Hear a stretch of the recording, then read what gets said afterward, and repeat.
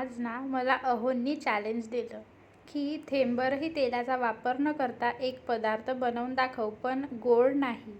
तर मग काय केलं, फिंगर घेतले, ते मिठामध्ये छान भाजून घेतले. नंतर एका बाउलमध्ये उकडलेले 2 बटाटे घेतले, त्याला स्मॅश केलं. त्यामध्ये बारीक चिरलेला कांदा, टोमॅटो आणि हिरवी कोथिंबीर घातली.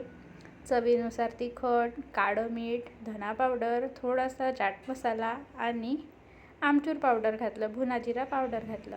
मिक्स केलं. त्यानंतर लिंबू पिळून घेतलं आणि आपली फिलिंग तयार.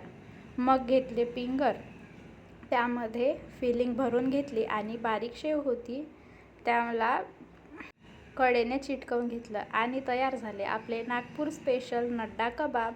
तर कोणी कोणी हे खाल्लेलं आहे ते मला कमेंटमध्ये सांगा आणि मी चॅलेंज जिंकले की नाही तेही सांगा. लाल चटणीसोबत सर्व केले. धन्यवाद.